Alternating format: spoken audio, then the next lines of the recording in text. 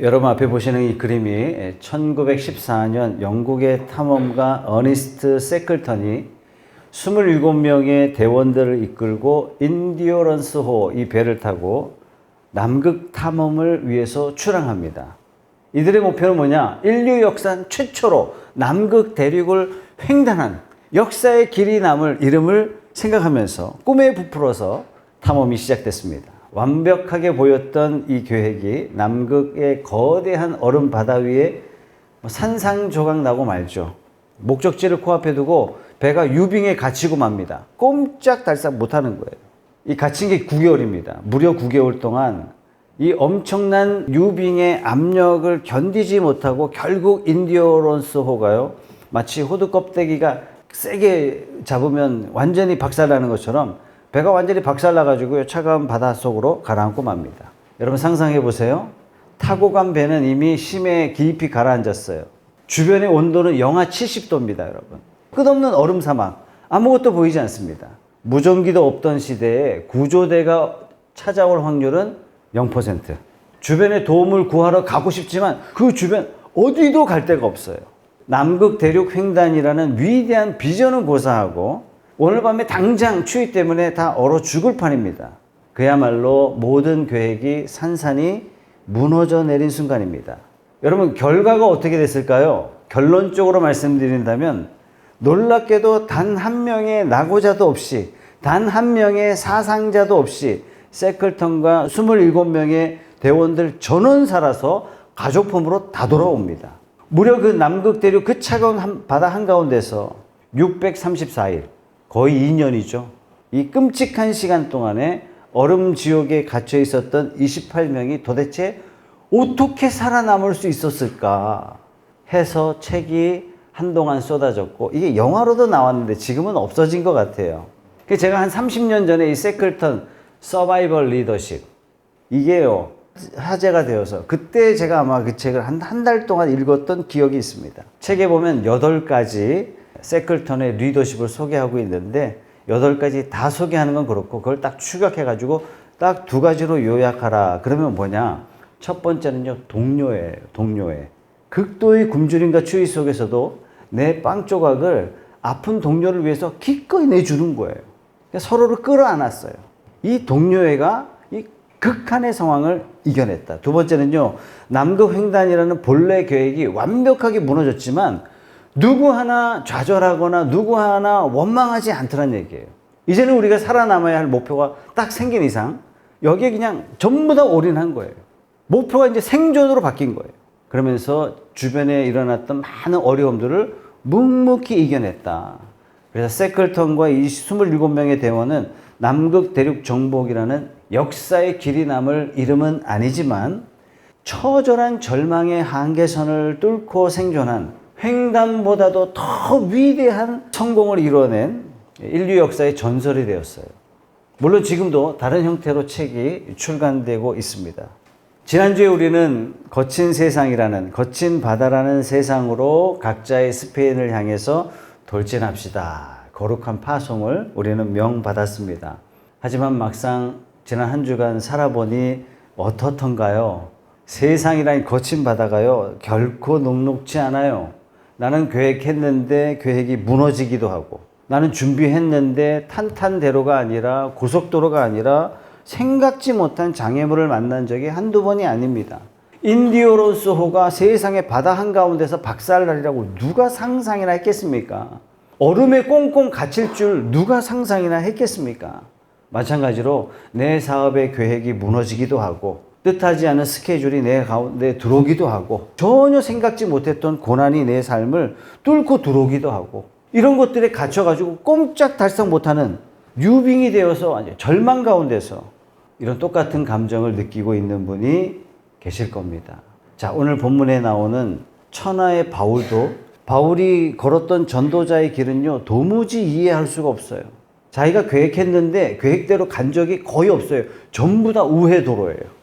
세클턴과 27명이 보여줬던 그 치열한 전우회, 내 계획의 붕괴 속에서도 길을 여시는 우회로의 신비, 이 2가지 원리를 가지고 어떻게 하면 우리가 거친 이 세상에서 믿음으로 승리할 수 있는지 저와 여러분들이 말씀을 통해서 발견하도록 하겠습니다.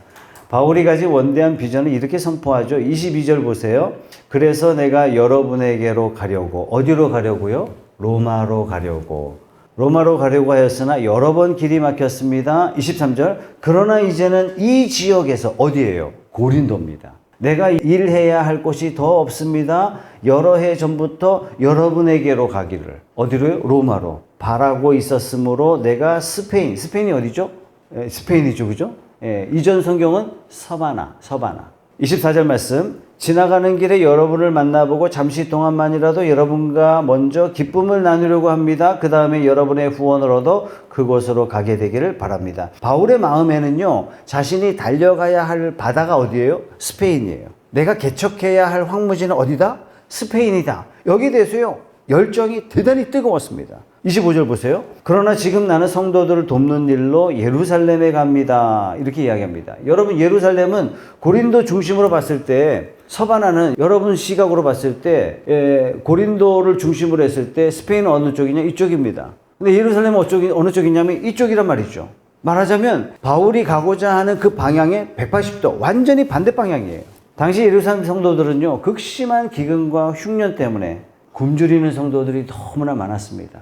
더군다나 유대교로부터 빠져나왔다 그래가지고 어떻게 보고 있냐면은 박해를 많이 받았어요. 여러분, 이때 당시에 박해받았다는 얘기는 직업을 제대로 가질 수 없었다는 얘기예요. 사회적으로 기독교인들은 왕따였습니다. 문제가 너무너무 심각했죠. 그래서 바울은 지금의 튀르키예, 그리스 이 지역에 있는 이방인 교회를 찾아다니면서 막 독려합니다. 지금 예루살렘 교회가 몹시 어려우니 여러분 헌금합시다. 우리 굶주린 유대인, 예루살렘에 있는 유대인 형제 자매들을 우리가 도웁시다. 그래서 구제 헌금을 많이 모았단 말이죠. 자, 이 헌금을 예루살렘에 전달하기 위해서 그 멀고도 먼 예루살렘으로 다시 돌아가는 거예요. 내가 갈 곳은 스페인 이쪽인데. 26절 다 같이 한번 읽어보겠습니다. 시작. 마게도니아와 아가야 사람들이 기쁜 마음으로 예루살렘에 사는 성도들 가운데 가난한 사람들에게 보낼 구제금을 마련하였기 때문입니다. 그래서 바울이 이 구제 헌금을 바라보는 여기서의 시각이 굉장히 놀랍습니다. 27절 보세요. 시작. 그들은 기쁜 마음으로 그렇게 하였습니다. 그들은 정말로 성도들에게 빛을 진 사람들입니다. 이방 사람들은 그들에게서 신령한 복을 나누어 받았으니 육신의 생활에 필요한 것으로 그들에게 봉사할 의무가 있습니다. 이방인 성도들이 모은 헌금을 불쌍한 유대인들을 돕는 동정이나 적선쯤으로 생각하지 않았다는 겁니다. 유대인들을 돕는 것을, 유대인 기독교인들을 돕는 것을 마땅한 의무라고 생각했어요. 그래서 마땅한 빚 이렇게 표현했습니다. 왜 이렇게 생각했을까요? 우리가 유대인들로부터 복음이라는 신령한 은혜를 우리가 거저받았어요. 이제 그들이 굶주리고 있다면은 우리가 지갑을 열어서 육적인 물질로 섬기는 게 너무나 당연한 의무다. 이렇게 바울이 선포한 겁니다. 거친 세상이라는 이 황무지로 나아가는 그리스도인의 여정은요, 나 혼자 말씀 잘 읽고 나 혼자 기도하고 나 혼자 은혜 받고 그런 거 아닙니다. 독고다이가 아닙니다. 사명으로 나아가는 길목에는요, 반드시 아름다운 연합이 있고 연대가 있어야 돼요. 내 지갑을 열고 내 시간을 쪼개서 지금 영적으로 육적으로 환난당에 굶주리고 있는 형제들을 함께 부둥켜 안는 실질적인 헌신, 이것이 바로 성경이 말씀하시는 코이노니아, 교제입니다. 자, 그렇다면 여러분이 스페인으로 달려가기 전에 내가 먼저 돌보고 사랑의 빛을 갚아야 할 내 주변의 연약한 예루살렘은 누굽니까? 여러분 한번 생각해 보시기 바랍니다. 자, 그런데 문제가 생겼어요. 바울이 사랑의 헌금을 품고 예루살렘으로 향하는 이 길이 어떤 길이냐? 결코 낭만적인 여행이 아닙니다. 이미 예루살렘의 유대인들은요, 바울을 이단자로 규정하고 바울을 찢어 죽이겠다라고 공식적인 암살단이 40명이에요. 이를 갈고 있습니다. 이 40명을 지역마다 막 파견해가지고 골목마다 바울이 오기를 기다리고 있는 겁니다. 지금도 위험한데 예루살렘으로 돌아간다? 이것은 굶주린 사자 굴속으로 들어가는 꼴입니다.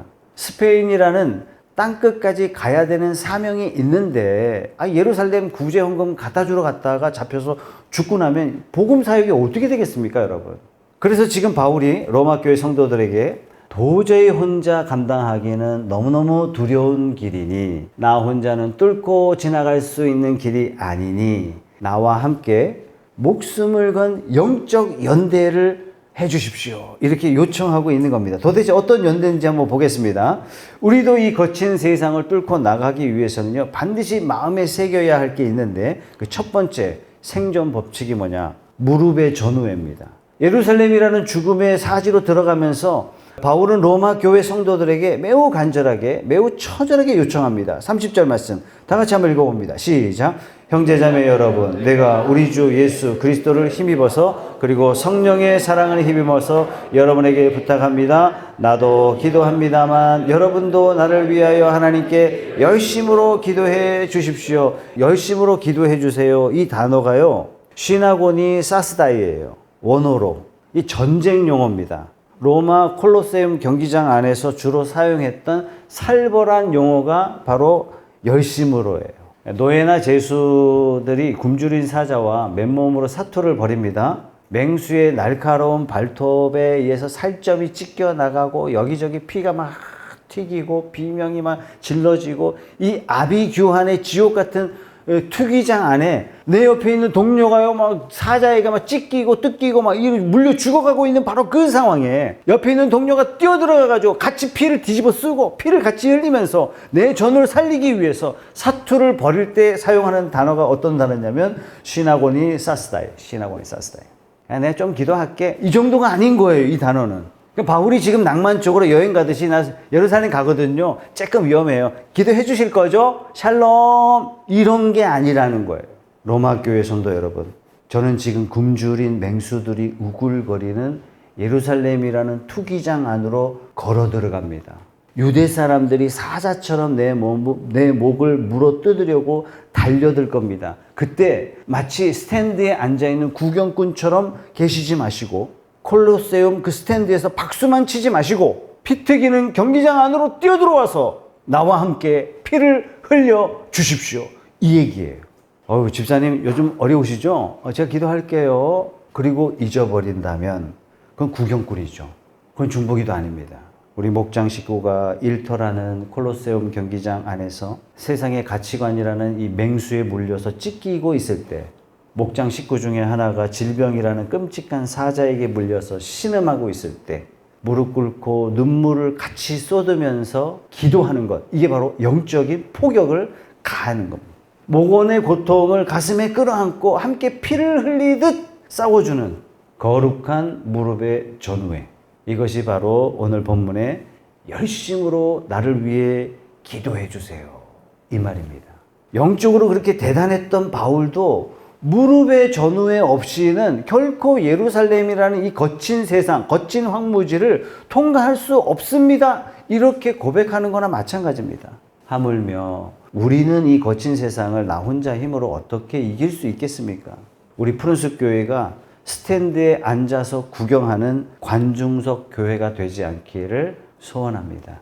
서로를 위해서 콜로세움 한가운데로 뛰어들어가서 함께 피를 흘리면서 함께 싸워주는 거룩한 기도의 검투사가 되기를 주님의 이름으로 간절히 축원합니다.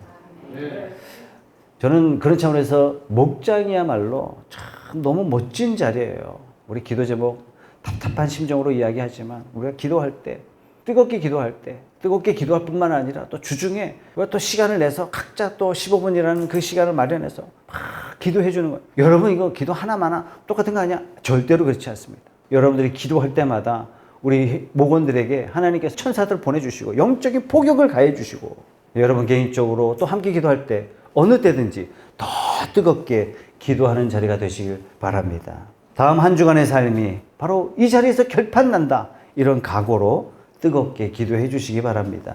생명을 건 기도가 하늘에 닿았으니 자, 바울이 그 다음 결과가 어떻게 됐을까요? 여러분 기대하십시오. 하나님께서 천군 천사를 다 동원하셔서 유대주의자들, 특히 바울을 박해하려던 그 사람들을 싹 다 쓸어버리시고 바울이 예루살렘으로 들어가는 그 길에 하나님께서 레드카펫을 쫙 깔아주셨습니까?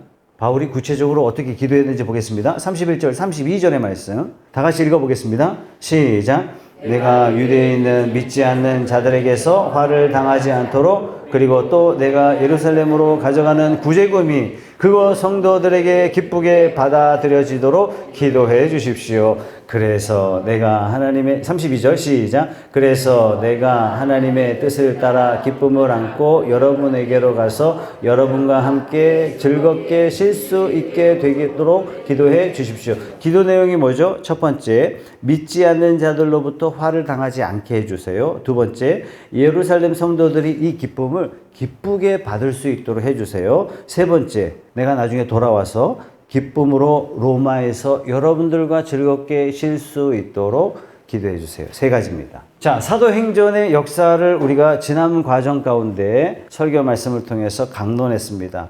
어떻게 기도 응답이 됐는지 아시죠? 그죠? 어떻게 됐습니까? 바울의 기도 제목과 정반대로 됐어요. 오히려 하나님께서 바울의 기도 내용을 처절하게 거절하신 것처럼 보입니다. 바울이 예루살렘에 도착하자마자 분노한 유대인 폭도들에게 붙잡혀가지고 먼지 나도록 두들겨 맞습니다. 죽기 직전이라 그랬어요. 그 천부장이 로마 시민권자가 길바닥에 죽으면 안 되니까 그냥 바울을 수습합니다. 안전은커녕 무려 2년 동안 감옥에 잡힌 신세가 됩니다. 금쪽 같은 세월들을 허비해야 했고 로마로 가는 뱃길에서는 유라굴로 강풍을 만나서 배가 산산조각 납니다. 그러니까 바울이 가는 곳마다 죽을 고비를 넘겨요. 가는 곳마다. 바울의 인생이야말로 구사일생, 이것이 딱 맞는 그런 인생인 것 같아요. 자, 로마에 도착해서는 어떻습니까? 성도들과 즐겁게 쉬면서 안 쉬겠습니까? 아니요. 어떻게 들어갔어요? 양발, 양손 다 쇠사슬에 묶인 채로 죄수의 몸으로 로마로 들어갔습니다. 내가 세웠던 사명의 계획들이 산산이 부서졌어요. 내 계획대로 된 게 하나도 없습니다. 하나님이 다 우회로 돌려보냈어요. 세클턴이 남극 횡단이라는 이 거대한 목표를 세웠는데 남극에 발을 딛기는커녕 남극 주변에 있는 극심한 추위와 배고픔, 이런 쇠사슬에 묶이고 말았던 것과 똑같습니다. 우리는 내 뜻대로 내 계획대로 되지 않으면 생각 외에 끔찍한 우회의 인생을 만나게 되죠. 그러면 우리는 원망합니다. 하나님을 원망해요. 어떨 때는 하나님이 계신 것조차도 부정하고 싶은 마음이 듭니다. 하나님, 내가 주님 일을 한다고 했는데 왜 이런 결과가 생깁니까? 왜 내 길이 막힙니까? 왜 나에게 이런 고통스러운 삶이 주어집니까? 하나님, 왜 내 인생을 뺑뺑이 돌리시는 겁니까? 하나님 안 계신 거 아닙니까? 여러분 화면에 보시는 이 작가가요, 영국의 아주 탁월한 작가입니다. 아주 독실한 기독교 신앙인이에요. 이 작가가 쓴 작품이 반지의 제왕입니다. 반지의 제왕 보셨어요? 대부분 반지의 제왕이 한 편에 3시간이 넘는, 그 3편이 나온 걸로 제가 기억하는데, 한 편 나오고 3, 4년 있다가 또 나오고 3, 4년 있다가 또 나오고 그러다 보니까 전작을 기억을 못해요. 작품을 처음부터 그렇게 다 보면요, 너무나 명확한 기독교 복음 작품이에요. 주인공 표도르와 셈에게는요, 세상을 멸망시키려는 절대 반지를 저 멀리 불의 산, 운명의 산에 그 용암이 있는데 거기에 던져야 이 반지를 없애버릴 수 있어요. 그래서 세상의 파괴를 막는 막중한 사명을 가지고 출발합니다. 아니, 우리 생각 같아서는 이런 엄청난 사명이 있다면, 아니 그냥 그 누구예요?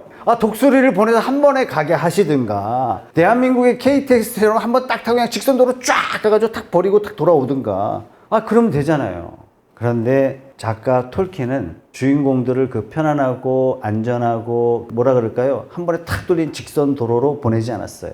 끔찍한 괴물 거미가 우글거리는 깜깜한 동굴을 지나야 됐고, 시체가 둥둥 떠다니는 막 썩은 그 늪지대를 박박 기어가지고 겨우겨우 통과해야 했고, 가는 길에 배신당하고 길을 잃고 도무지 이해할 수 없는 험난하고 끔찍한 우회도로를 끊임없이 돌고 돌고 돌아서 가야만 했습니다.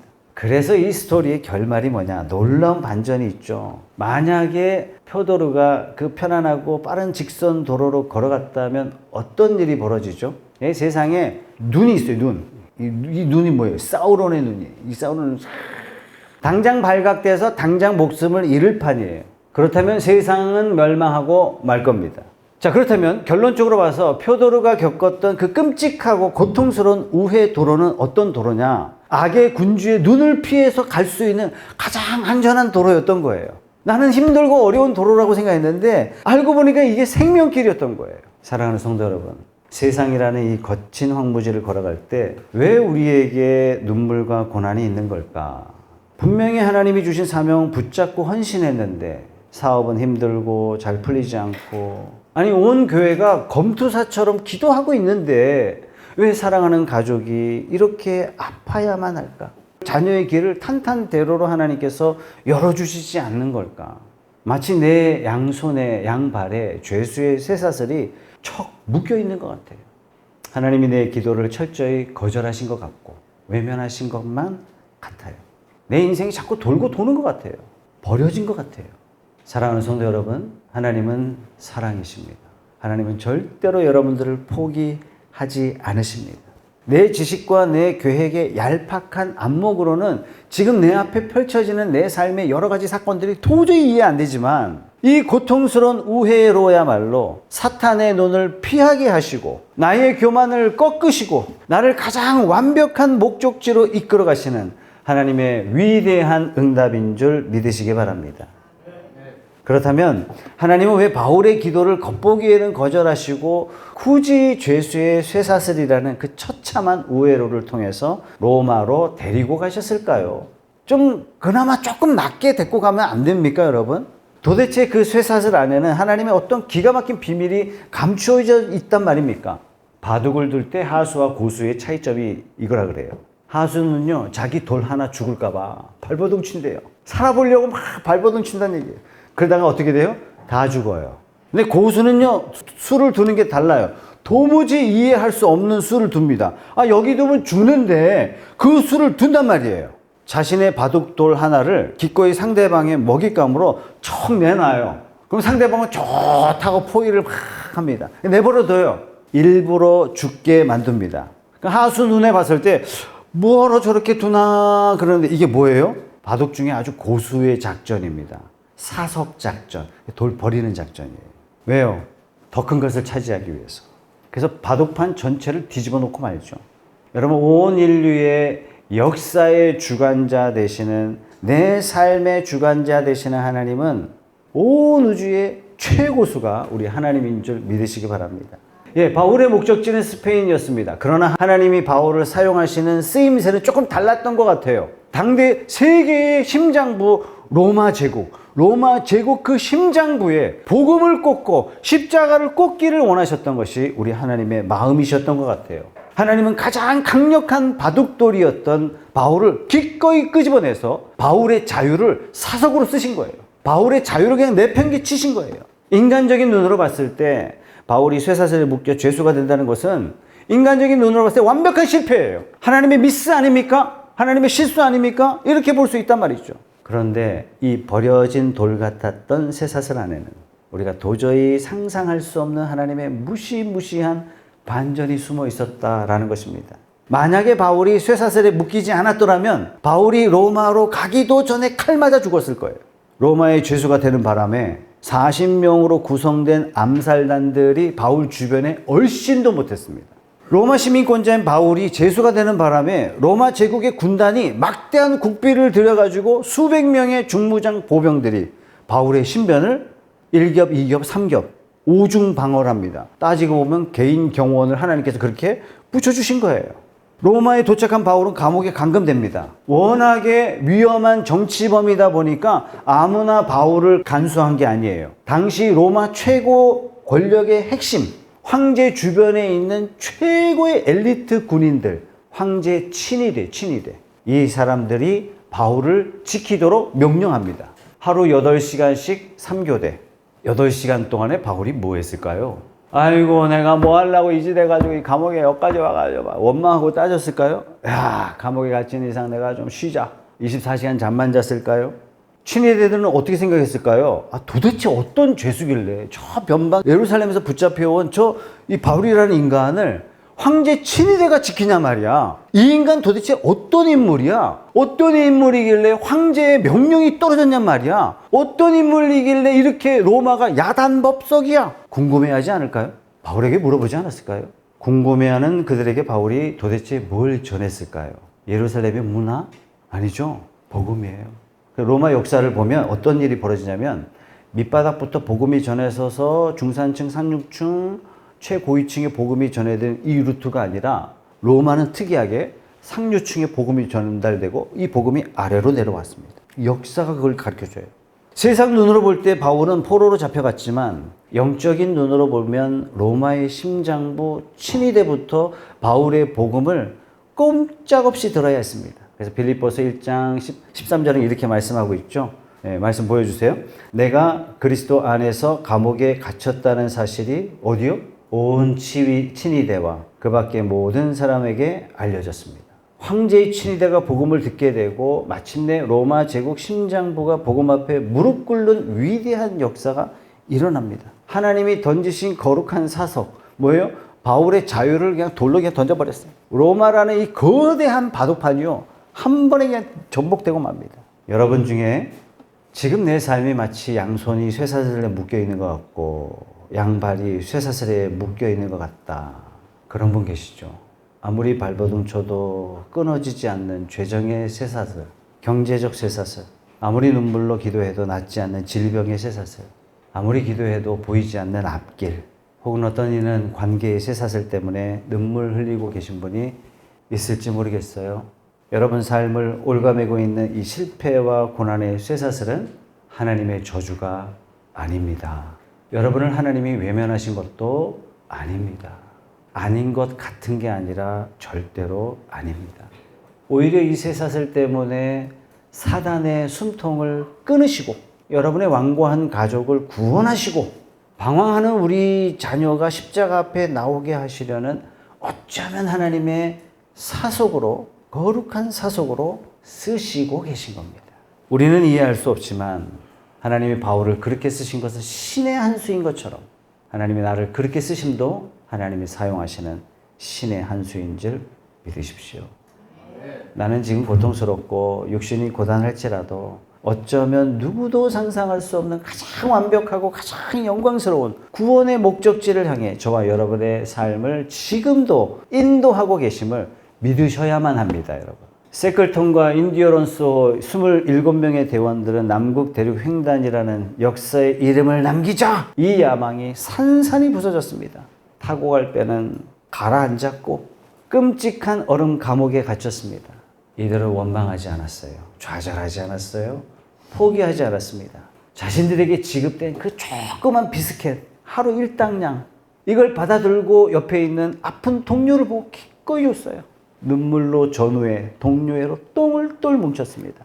애초 계획과는 전혀 다른 우회로를 이들은 전우회로 묵묵히 헤쳐나갔습니다. 남북 대륙 횡단은 실패했지만 이들은 절망 속에서도 전우회 동지회로 전원 살아남는 인류 역사에 길이 남는 전설이 되었어요. 내가 세운 계획이 이미 산산조각 났고 쇠사슬에 묶인 것 같고 고통의 우회로를 걷는 것 같습니까? 아직 절망하지 마세요. 하나님은 이 거대한 바둑판에서 여러분의 실패의 쇠사슬을 통해서 위대한 구원의 역사를 바꾸실 완벽한 사석으로 신의 한 수로 여러분의 삶을 사용하고 계실 것을 믿으시기 바랍니다. 이번 한 주간 여러분들이 실천할 수 있는 3가지 당부를 드립니다. 첫 번째, 여러분 지갑을 열어서 사랑의 빛을 갚는 물질의 동역자가 되십시오. 내 주변에 영적으로, 육적으로 굶주리고 있는 여러분만의 예루살렘이 아마도 있을 것 같습니다. 외면하지 마시고요. 도와주세요. 이번 주 내 지갑을 기꺼이 열고 내 시간 기꺼이 쪼개고 우리 목장 식구 중에 힘들어하는 사람이 있다면, 어려운 가운데 있는 사람이 있다면 도와주고, 특별히 내가 전도 대상자 중에 어떤 어려움 가운데 있다면 작은 물질일지라도 사랑의 빛을 갚는 심정으로 내가 도와줬네 이런 게 아니죠, 그죠? 마땅히 갚아야 할 빛, 이런 마음으로 거룩한 연대를 한번 실천해 봅시다. 두 번째는요, 스탠드의 구경꾼 자리에 내려와서 함께 피 흘리며 싸우는 기도의 검투사가 되십시다. 여러분 목장에서 기도할 때요, 더 뜨겁게 기도하세요. 목장 기도 제목 가지고 집에 돌아오셔서 한 주간 동안 기도하실 때 목장에서 기도했던 것보다 더 뜨겁게 기도하세요. 누군가의 아픔을 내 가슴에 들고 마치 내가 아픈 것처럼, 마치 내 문제인 것처럼 치열한 기도로 마치 맹수와 싸워 피 흘리는 전사와 같은 마음으로 고통을 끌어안고 여러분 기도하시는 무릎의 전우회가 되시기 바랍니다. 세 번째, 내 삶이 버려진 돌 같은 사석 같을지라도 지금 이때야말로 하나님의 절묘한 한 수가 진행되고 있다. 이 변함없는 믿음 때문에 하나님을 더 신뢰하는 한 주간 되시기 바랍니다. 여러분, 우리 인생 우리가 생각하는 대로 되는 법이 없습니다. 경제 문제, 질병 문제 마찬가지입니다. 아무리 찾아봐도 해결될 기미가 보이지 않아도 하나님을 향한 원망이 있었다면 회개하고 멈춥시다. 오히려 야, 이때가 찬양할 때다. 일이 안 될 때, 힘들 때, 내 뜻대로 안 될 때 더 하나님을 높여드리는 기가 막힌 타이밍이다. 이렇게 선포하시고 찬양을 올려드리시기 바랍니다. 하나님의 기가 막힌 섭리를 찬양하며 이번 한 주간도 황무지 한복판에서 서로를 위해서 피 흘려 싸워주는 믿음의 승리자 다 되시길 예수님의 이름으로 축원합니다.